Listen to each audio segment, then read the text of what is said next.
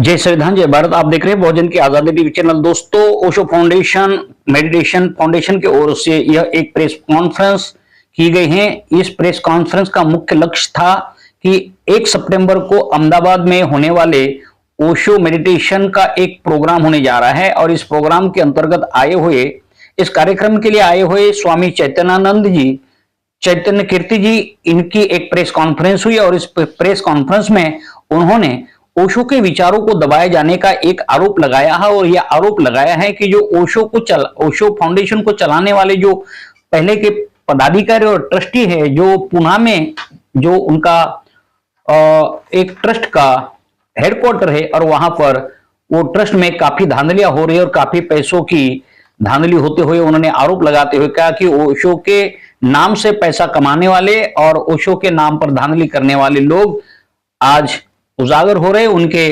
धांधली को हम उजागर करने के लिए निकले हैं और ओशो के विचारों को हम जन जन तक पहुंचाने का कार्य करेंगे, जो कि ओशो के विचारों को दबाने का काम पुणे के हेडक्वार्टर से किया जा रहा है। जो विदेश के 4 लोग उसके ऊपर कब्जा जमा के बैठे और एक भारत का व्यक्ति है जो उनको पूरी तरह सहयोग करता है, मगर भारत में ओशो के विचारों को खत्म करने का अभियान इस देश में कुछ लोग चला रहे, जिसको हम बिल्कुल बर्दाश्त नहीं करेंगे और आने वाले समय में ओशो के विचार इस देश के युवा धन को हम समर्पित करेंगे।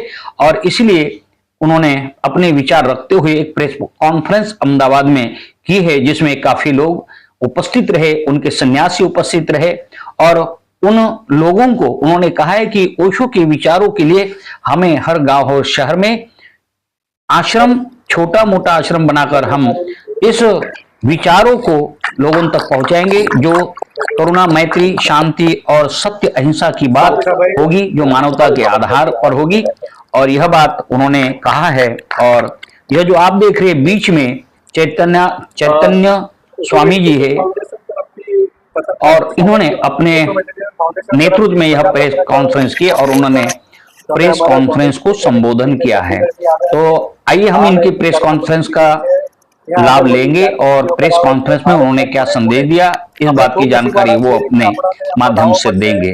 तो आइए देखते हैं स्वामी चैतन्य कीर्ति जी की यह प्रेस कॉन्फ्रेंस। तो एक દિવસે ધ્યાન શિબિર છે જેની અંદર ધ્યાન સાધનામાં કઈ રીતે ડૂબા है એમના વિશે આપણને સ્વામીજી શીખવાડશે અને ધ્યાન કરાવશે। वो तो हो जाएगी।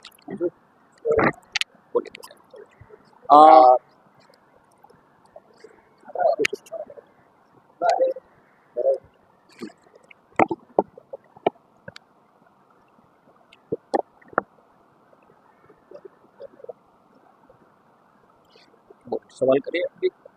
नमस्कार। गुजरात के इस राजधानी में आकर मुझे बहुत खुशी हो रही है।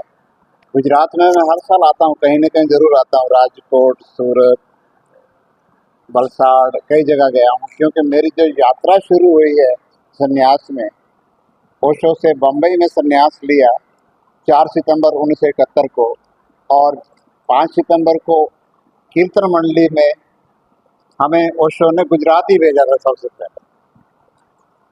तो गुजरात की हमेशा एक बड़ी भूमिका रही है ओशो के कार्य में, पर मैं देखता था कि और शहर बहुत सक्रिय हैं, अहमदाबाद इतना सक्रिय नहीं दिखाई पड़ रहा।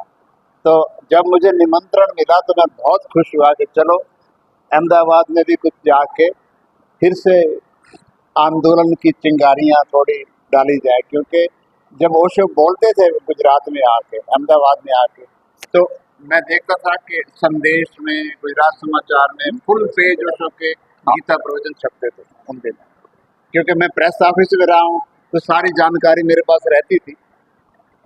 कीर्तन मंडली में रहा, ओशो की साहित्य का संपादन किया और प्रेस का काम भी देखता रहा।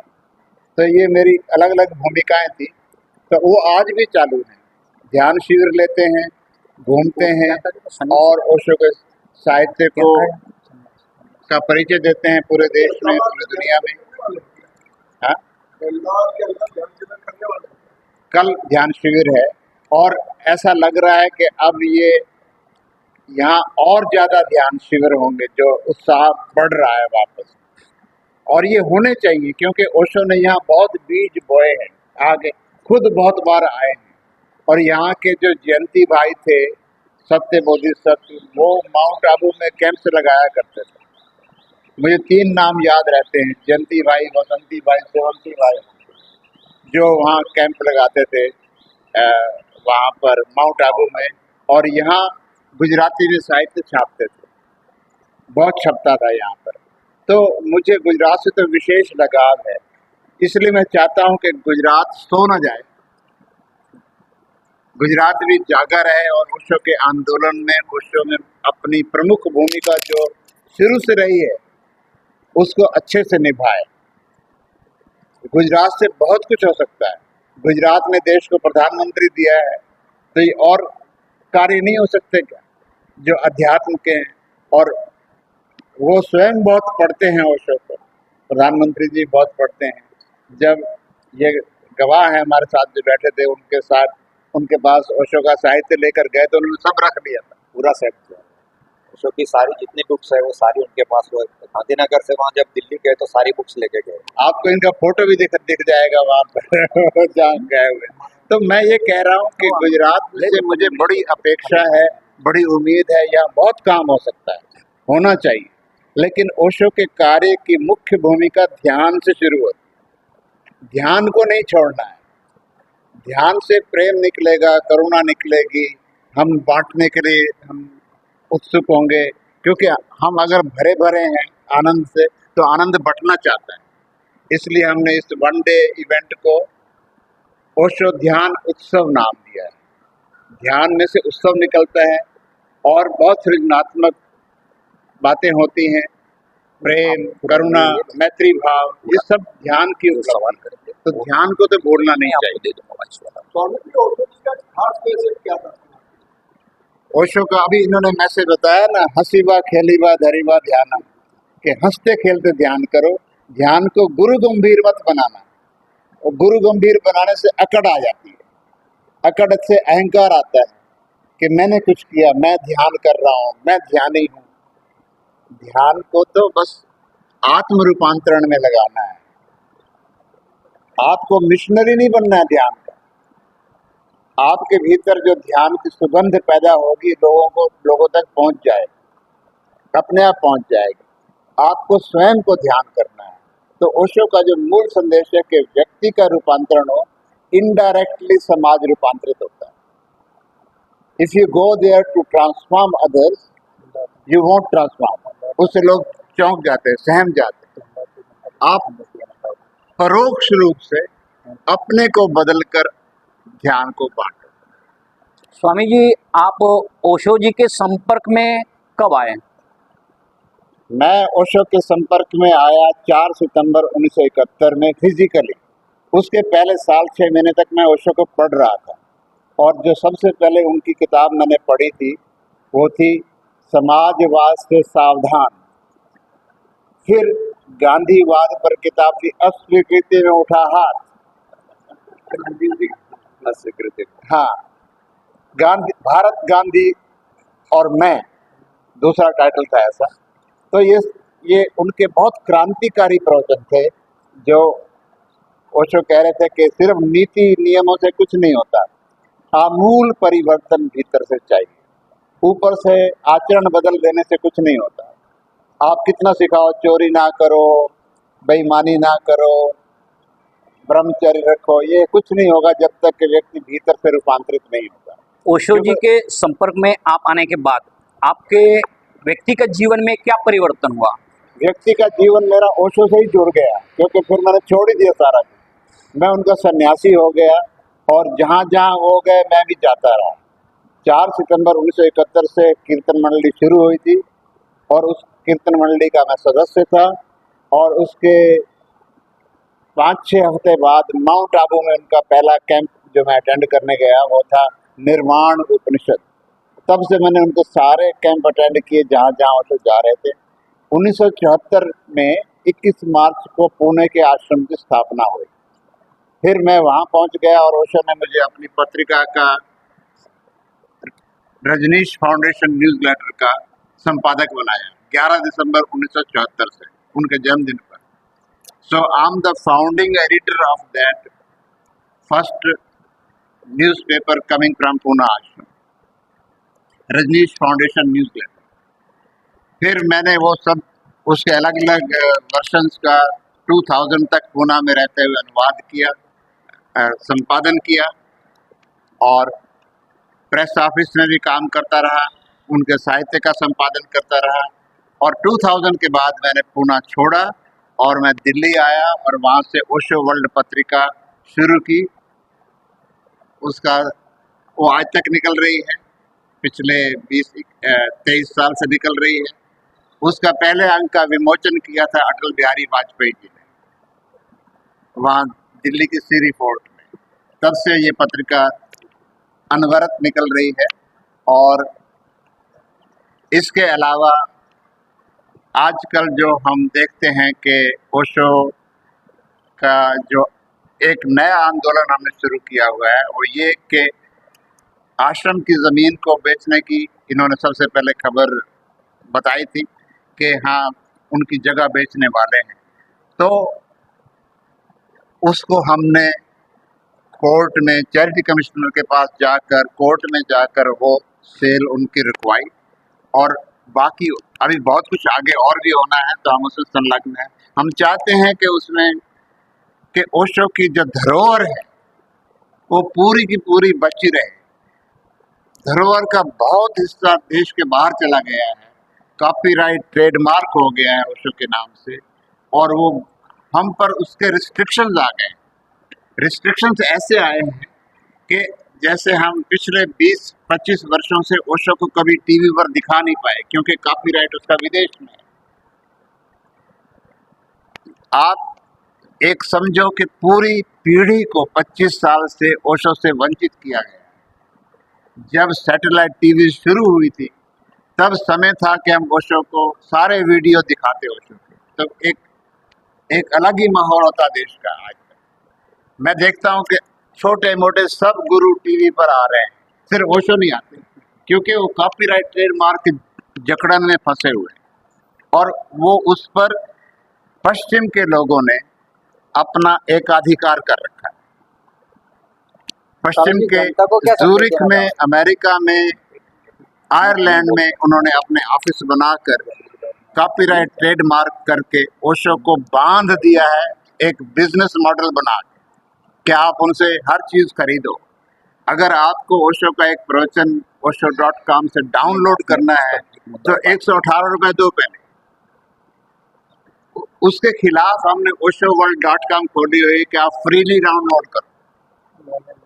वो केस हम अमेरिका में जीते थे जो oshoworld.com हमने शुरू की। उन्होंने उस पर आपत्ति की थी कि ओशो हमारा ट्रेडमार्क है, आप oshoworld.com नहीं खोल सकते। तो हमने वहाँ केस लड़ा, अमेरिका में हम जीते, और आज तक हम वो फ्री बांट रहे हैं। पर जो इस पीढ़ी को मिलना चाहिए था, जो 25-30 साल में तो पूरी पीढ़ी बदल जाती है, और उनको उनके प्रवचन टीवी पर कभी आए ही नहीं उसके बाद, तो क्योंकि वो विदेशियों का ट्रेडमार्क बन गया। और विदेशी सारे नहीं कह रहा हूँ, 4-5 मुट्ठी भर लोग जो अपने आप को कहते हैं कि हम वो है हेडक्वार्टर है। अब 4-5 लोग कैसे हेडक्वार्टर होते हैं? ओशो का हेडक्वार्टर तो पुणे ही रहा है हमेशा, और वहाँ उन्होंने प्रवचन दिए, वहाँ उन्होंने शरीर त्यागा अपना, वहाँ उनकी समाधि बनी, तो वो उनका हेडक्वार्टर तो वो होगा जहाँ वो रहे। रजनीश फाउंडेशन जहाँ बनी, ओशो इंटरनेशनल फाउंडेशन वहीं बनी, और आज वो 4 लोग कहते हैं कि हम, उसमें एक भारतीय भी है, वो भी जो कि अपने आप को उसने अमेरिका की सिटीजन ले रखी है, और वो उनके साथ मिला हुआ है, मुकेश सारडा उसका नाम है। तो वो 5 लोग मिलके एकाधिकार जमाए हुए हैं, और उसको हमें तोड़ना है, उस एकाधिकार को। तो हालांकि केस चल रहा है हाई कोर्ट में दिल्ली में, सुप्रीम कोर्ट में भी चल रहा है, और कॉपीराइट ट्रेडमार्क हाई कोर्ट में भी चल रहा है, और उसको हमें चैलेंज करना है। और निश्चित ही अगर भारत इस संबंध में जाग जाए, तो सपोर्ट दे, तो बहुत काम जल्दी हो सकता है, नहीं तो बहुत डिले पहले हो चुकी है। तो अब ये जो भाषो का केस था, इसके संबंध में स्वामी मोक्षा से कहूँगा कि कैसे ये शुरुआत। स्वामी जी, एक हमारा हाँ। प्रश्न होगा। आपका कल का प्रोग्राम है और आप गुजरात में आए हैं, तो गुजरात में और गुजरात के लोगों को और अहमदाबाद के लोगों को आपके ओर से क्या संदेश होगा? मेरा संदेश नहीं, संदेश तो ओशो का ही है, जी। पर मैं उसको अपने शब्दों में कहूँगा। ये है कि पहली बात तो जो है कि हमें ध्यान को कभी साइड लाइन नहीं करना है, ध्यान को मुख्य भूमिका देनी है। ध्यान होगा तो लोग ओशो को ठीक से समझ पाएंगे, और गैर ध्यानी समझेगा तो ध्यान को वो राजनीति बना देगा। हमें ध्यान को राजनीति नहीं बनाना है, लेकिन ओशो की वाणी निर्बाध रूप से अवेलेबल हो, कोई उसके ऊपर व्यावसायिक मुट्ठी भर लोग उस पर कमाई करके उस पर प्रतिबंध ना लगाएं हम पर, ये हमें देखना है। और आज तो युवा पीढ़ी, ये बहुत बड़ा नुकसान है कि युवा पीढ़ी तक ओशो अभी तक नहीं पहुंच पाए ठीक से। तो युवा पीढ़ी को उसमें हमें जोड़ना है अपने साथ, स्कूलों में, कॉलेजों में, विश्वविद्यालयों में ये काम होना चाहिए। और जैसे कि पिछले दिनों आपको पता लगा होगा कि राजकोट में, सूरत में ओशो चेयर की स्थापना हुई यूनिवर्सिटी में, भावनगर में। तो राजकोट वाले मित्रों ने उसकी भूमिका निभाई है, इसलिए मुझे राजकोट का ख्याल आया। भावनगर में और साउथ गुजरात, सूरत में। तो इस तरह यहाँ अहमदाबाद में भी जो व्यक्ति सक्रिय हो के अपना योगदान कर सकते हैं, अवश्य करें। पहली बात होती है हमेशा ओशो के साहित्य को कॉलेजों में उपलब्ध कराना, लाइब्रेरीज में रखना, ताकि उस पर लोग शोध करें, पढ़ें विद्यार्थी, तो विद्यार्थियों तक जाएं। ओशो स्वयं एक प्रोफेसर रहे। आज जिस जहाँ ओशो ने पढ़ाया, महाकौशल महाविद्यालय, अब उसका नाम ही ओशो विद्यालय हो गया है, गाडरवाड़ ये जबलपुर में। तो यहाँ तो उन्होंने बहुत सक्रिय यात्राएं की हैं, भूमिका निभाई है। ओशो ने अपनी खुद इन बहुत शहरों में आके नारगोल, बड़ौदा, नवसारी, आजोल, पोरबंदर, बहुत जगहों पर ओशो के प्रवचन हुए हैं, और वो बीज बो गए हैं। और ओशो ने कहा कि देखना कहीं बीज न रह जाएं, उन फूल, हाँ, उनके पौधे बड़े होने चाहिए। भारत में कितना आश्रम? हाँ? भारत में कितना आश्रम? भारत में कितने आश्रम? एक खुशी की बात यह है कि उनके कॉपीराइट ट्रेडमार्क के बावजूद देश भर में हर 150 किलोमीटर पर केंद्र खुलते जा रहे हैं, बहुत केंद्र खुल रहे हैं। गुजरात के भी हर शहर में केंद्र हैं, महाराष्ट्र में कई केंद्र हैं। इवन जैसे ऋषिकेश जिस जगह पर एक केंद्र नहीं, 5 केंद्र हैं ओशो के।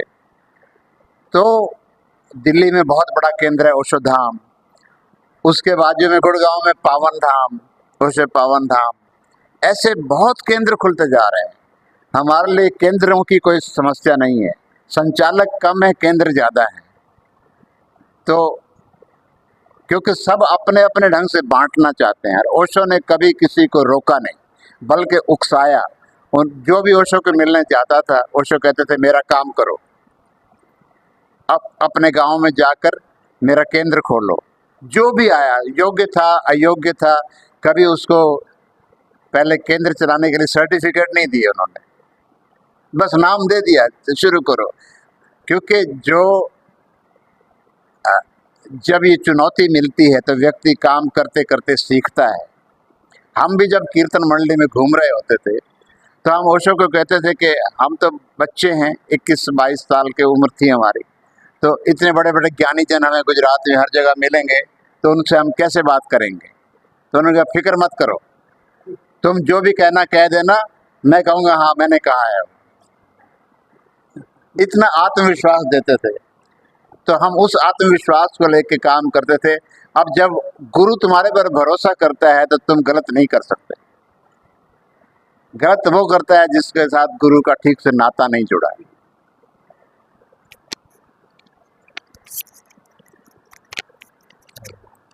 गुजराती के हिंदी? हिंदी हिंदी हिंदी हिंदी, ओके। पूना आश्रम की बात करें तो पिछले जब तक 2020 तक जब भी आप पूना आश्रम में कोई भी गया होगा तो आपने देखा होगा कि वहाँ 1500 से 2000 लोग किसी भी दिन जाओ उतना आश्रम में रहते थे। उसके बाद आश्रम 2000 से पहले की, 2000 से पहले, उसके बाद दिन ब दिन आश्रम वालों मैनेजमेंट का जो अभी जो मैनेजमेंट है उन लोगों ने सिकुड़ना शुरू किया कि जो जा रहे थे उनको वेलकम करना बंद किया। मतलब जैसे यहाँ पर आप कोई शॉप पे जाओ सालों से जो आसपास में, अब वो तुम्हें बुलाए ही नहीं, आप 10 बार बोलो तो वो जवाब ना दे, आप बोलो कि भैया घी है कि नहीं, शक्कर है कि नहीं, बोला हाँ नहीं है, देखता हूँ मैं, ये आज नहीं है, कल आना, परसों आना। तो इस तरह से उन्होंने एनकरेज, मतलब सबको डिस्करेज किया कि भाई लोग कम आए। नतीजा ये हुआ कि रोज के 50-100 भी नहीं होते। आज की डेट में अगर आश्रम में जाओ तो नॉर्मल डे में जाओ तो 50-100 लोग भी नहीं होते। और फिर क्या किया उन लोगों ने, धीरे धीरे करके उनका पर यह था कि ओशो का काम खत्म करना है और बंद करना है। केवल पैसे की बात नहीं थी, पैसे तो बहुत खाए, करोड़ों, कम से कम 2,500-3 हजार करोड़ का वहाँ पर उन लोगों ने स्कैम किया है। ओशो की रॉयल्टी, ओशो की 650 किताबें और 6000 वर्ष की ऑडियो वीडियो है।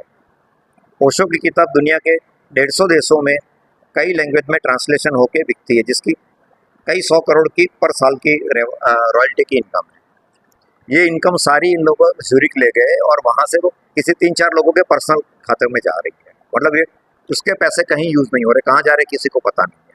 हम पिछले कई सालों से इसके लिए लड़ रहे हैं और ये कर रहे हैं। अभी चैरिटी कमिश्नर ने पिछले 18 साल का, उनके 2 ट्रस्ट, प्रमुख ट्रस्ट है पूना आश्रम के, उन दोनों ट्रस्टों का 2 अलग अलग ऑडिटर के द्वारा पिछले 18 साल का स्पेशल ऑडिट का ऑर्डर किया है, जिसको रोकने के लिए आश्रम का मैनेजमेंट सुप्रीम कोर्ट तक गया है। वो हाई कोर्ट में भी हार गए, अब सुप्रीम कोर्ट में गए, अभी सुनवाई उसकी चल रही है। तो आप सोचो कौन बोलेगा। अब मान लो आपकी कॉलोनी में चोरी हुई है तो पुलिस आके क्या करेगी, सब आसपास में इंक्वायरी करेगी। आप बोलो नहीं मेरे को मत पूछो, मेरा घर में सर्च मत करो। क्यों भाई, आपके घर में कुछ छुपा है तभी आप मना करोगे। तो ये स्पेशल ऑडिट इसलिए रोक रहे हैं कि उन्होंने ट्रस्ट की जो इनकम है उसकी 60 to 70% इनकम उनकी पर्सनल जो कंपनी है ट्रस्टियों की, प्राइवेट लिमिटेड कंपनी जिसमें खुद डायरेक्टर है, उसी में जा रहे हैं। और वो हमारे पास सारे प्रमाण और मौजूद है, सारे प्रूफ मौजूद है। तो ये सारी चीज़ें आएगी तो PMLA मनी लॉन्ड्रिंग का केस बनेगा, तो इसमें ये सारे फंस सकते हैं। तो उसको रोकने के लिए वो जमीन आसमान एक कर रहे हैं। उन्होंने महंगे से महंगे वकील रोक रहे हैं हाई कोर्ट में, क्योंकि 1 करोड़ रुपए का मामला है। तो उनको रोकने के लिए एडी चोटी का जोर लगा रहे हैं। कम से कम ये कोर्ट केसेस में उन्होंने करोड़ों रुपए का खर्चा किया है कि हमें ऑडिट नहीं कराना। इसके लिए भाई आप अगर इतना साफ हो, आपने कोई गफला नहीं किया तो ऑडिट से क्यों डरते हो? करवा लो ऑडिट। जब आपने गलत किया ही नहीं है तो आप क्यों डर रहे हो? तो ये कोरोना का बहाना करके उन लोगों ने आश्रम की कीमती जमीन है 11,000 गज के करीब, 10,000-11,000 गज, जिसका पड़ोसी है बजाज, जो बजाज स्कूटर वाले जो कंपनी है, उनको चुपचाप बेचने का उन्होंने कर लिया। पता नहीं, मुझे कुछ मेरे कॉमन फ्रेंड, जिसका ओशो के या भगवान के साथ कोई लेना नहीं था, ऐसे कॉमन फ्रेंड्स के थ्रू मेरे को पता चला कि लोग बेच रहे हैं। तो मैंने थोड़ा इंक्वायरी की तो पता चला, फिर मैंने पब्लिक में लाया। तो फिर हमने चैरिटी कमिश्नर जाके उसमें ऑब्जेक्शन लिया और वो हमारी फेवर में जजमेंट आया। फिर हाई कोर्ट, सुप्रीम कोर्ट तक बात जा रही है। वो 100 करोड़ रुपए में जमीन चुपचाप बेच रहे थे, किसी को पता ना चले, कोरोना का बहाना करके कि कोरोना में घाटा हो गया करके, जबकि उनके पास 15 करोड़ रुपए की फिक्स डिपॉजिट थी। और कोरोना का बहाना इसलिए कर के बेचना है कि इतने में मेंटेनेंस ये नहीं निकल रहा है। उसी टाइम, कोरोना के टाइम में 1 करोड़ से ज़्यादा आयरलैंड की एक कंपनी जो उन्हीं की खुद की है कनेक्शन, उनको 1 करोड़ से ज़्यादा रुपए की एडवर्टाइज दी। भाई अगर चल नहीं रहा है धंधा तो आप एडवर्टाइज क्यों करोगे? कोरोना में सब बंद था तो कोई एडवर्टाइज करेगा? तो ये सब चीज़ें हम चैरिटी कमिश्नर में रखे, तो उसकी वजह से ये सारे ऑर्डर रुके। उन्होंने बेचने का था वो कैंसिल रहा। ये लोग 50 करोड़ लेके बैठ गए थे बजाज से एडवांस में, जबकि मार्केट वैल्यू उसकी 250 से 300 करोड़ है, वो केवल 100 करोड़ में बेच रहे थे। तो इसको हमने रुकवाया सक्सेसफुली। यहाँ से बहुत बड़ा आंदोलन था, गुजरात से भी काफ़ी लोग आए थे, यहाँ से 300-400 लोग आए थे। पिछले 2022 में वहाँ पूना में 15 पूरे देश भर से 1500 2000 लोग आए थे उसका विरोध करने के लिए। तो हम बहुत ये एकदम सक्रिय रूप से केस लड़ रहे हैं क्योंकि ओशो के धरोहर बहुत बचानी है। जब आश्रम बिखर जाएगा, टूट जाएगा, तो अपने आप सब बिखर जाएगा।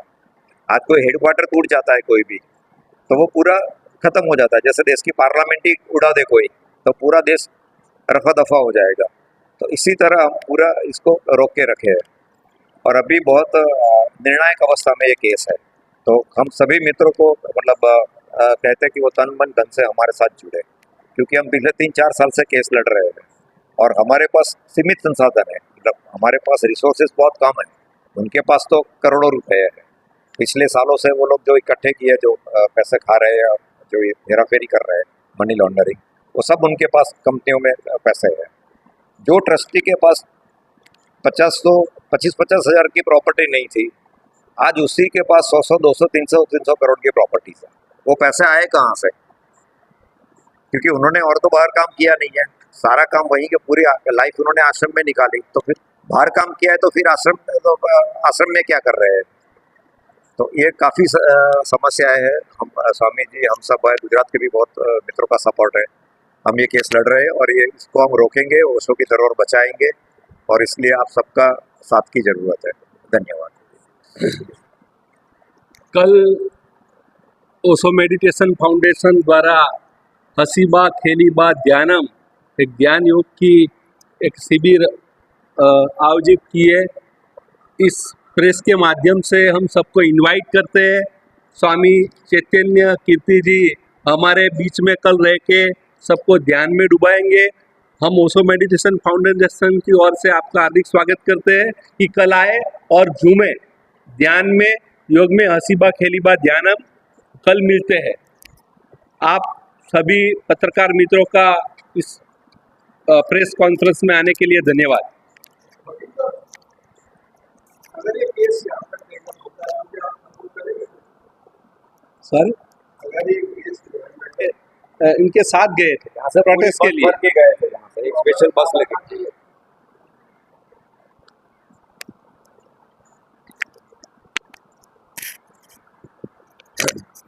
ठीक है, ओके, हाँ, नाश्तो करेंगे कभी कभी। शर्मा जी, नाश्ता